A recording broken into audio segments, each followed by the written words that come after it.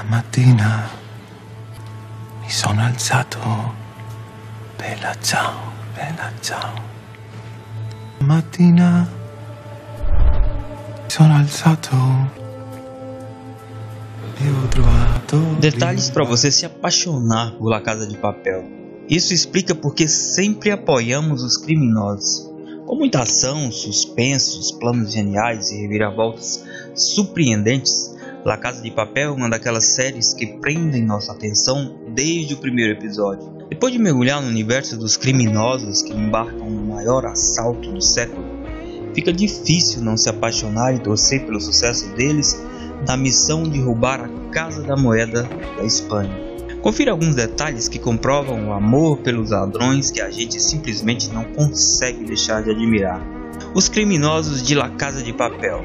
Apesar de serem criminosos com personalidades bem distintas, os flashbacks, os detalhes do passado de cada um dos integrantes do grupo fazem com que a gente crie admiração por eles. O sentimento de empatia fica ainda mais forte depois de conhecermos as verdadeiras motivações que os levaram a entrar para o mundo do crime. A partir disso, é provável enxergar a essência e a bondade que faz parte de cada um. Tok só se tornou assassina depois de perder o noivo durante o assalto e, tendo que ser muito forte para superar o acontecimento, decidiu embarcar de vez na missão quando descobriu que sua própria mãe a entregaria. No decorrer dos planos, o professor e seus recrutas se tornam grandes parceiros e, apesar das desavenças, consolidam uma grande amizade na qual, acima de tudo, estão um pelo outro. Mesmo Berlim, que gerou controvérsias, ser o personagem mais frio da série, já era próximo do mentor, o mentor professor, e com seu estado de saúde debilitado demonstra ainda mais fidelidade aos ideais do amigo. Existem poucas mentes tão brilhantes quanto do professor de La Casa de Papel. Extremamente cauteloso, ele planejou cada detalhe do assalto na Casa da Moeda durante anos e selecionou a dedo os 8 integrantes que fariam parte da execução do seu plano, combinando as habilidades de cada um deles para a impressão de 2,4 bilhões de euros. Mesmo quando tudo parece sair do controle, ele arruma uma solução para escapar e nunca permite que nenhum membro fique desamparado durante o processo. Durante 8 dias de reclusão, os ladrões passam a lidar com 67 reféns, um número extraordinário. Apesar disso, Rio demonstra sua sensibilidade ao tratar os prisioneiros da forma mais humana possível. Ao mesmo tempo em que aponta a arma na cabeça de um deles, ele também tenta reduzir o desespero das pessoas que estão no local. Nairobi é uma das personagens mais incríveis da Casa de Papel.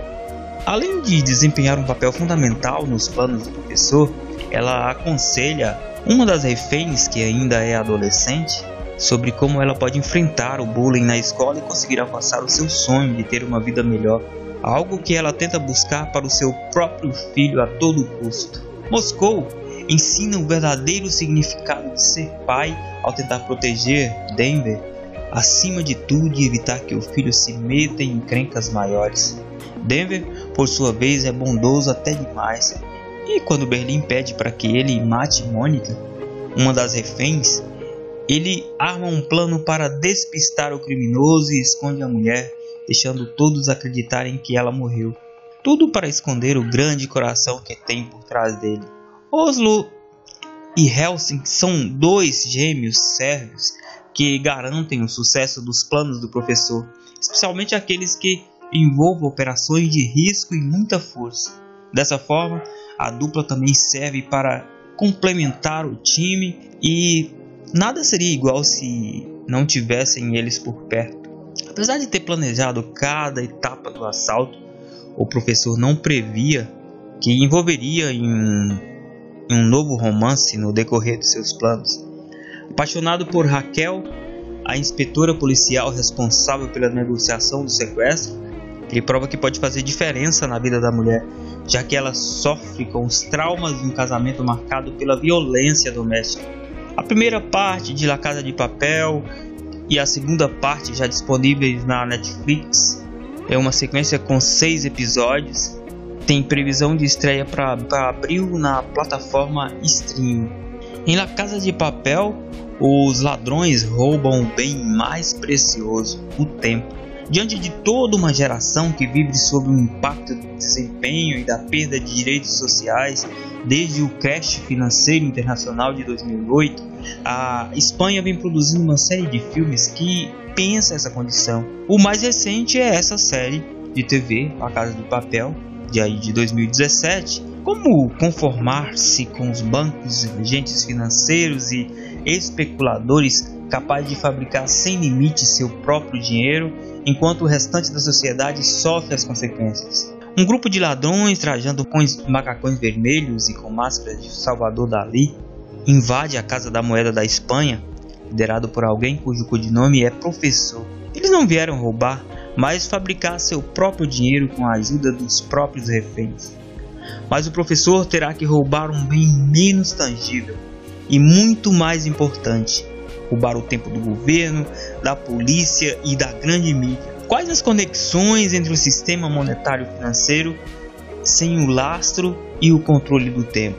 Se a sociabilidade é uma ficção necessária para que não retornemos à natureza, talvez o dinheiro seja a instituição social mais cercada de simbolismos, relações fetichistas, mágicas e religiosas, muitas vezes travestidas por conceitos da chamada ciência econômica. Porém, a crença que sustenta essa instituição é de cunho moral.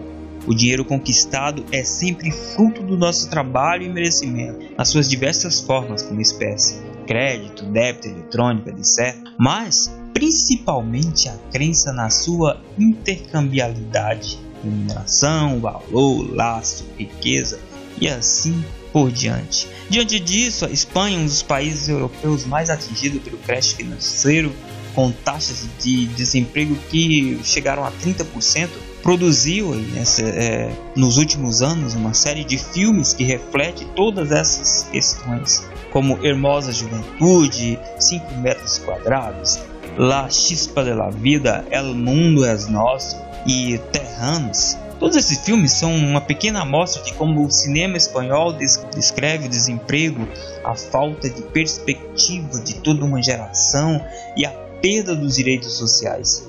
Essa série do canal espanhol Antena 3, La Casa de Papel, de 2017, não é apenas mais um produto audiovisual que reflete esses tempos. É a mais contundente narrativa sobre um momento histórico no qual a linha que separa o bom dos maus desapareceu. Como pensar a ilegalidade de pequenos golpistas e falsários quando o próprio sistema global se funda na fabricação arbitrária de papéis, títulos, moedas e crédito e mais, com as bênçãos de governos e grandes agências classificadoras de risco como a Moody's, Standard e Poor's Fitch. Então, de que adianta pensar em um pequeno golpe como no filme argentino 9 Rainhas de 2000, se poderíamos dar um grande golpe explorando as fraquezas das 3 entidades que ajudam a manter a ordem das coisas: governo, política e grande mídia?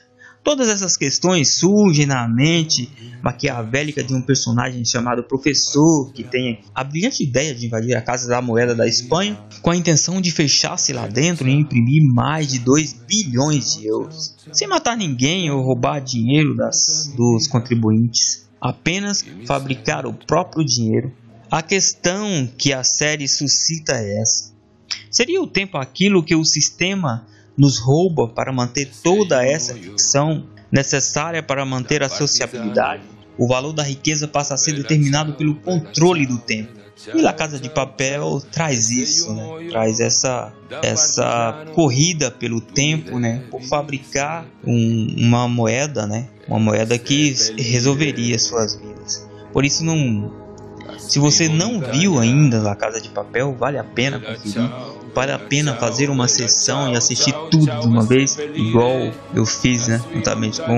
Juntamente com o Geniac, o coprodutor do SD, nosso canal Simples e Direto. Vale a pena assistir, te garanto, você vai ficar grudado na tela durante todos os episódios que foram gravados aí para complementar essa história louca.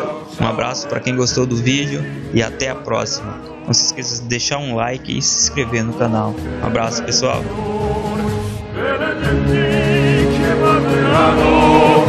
Mi diranno che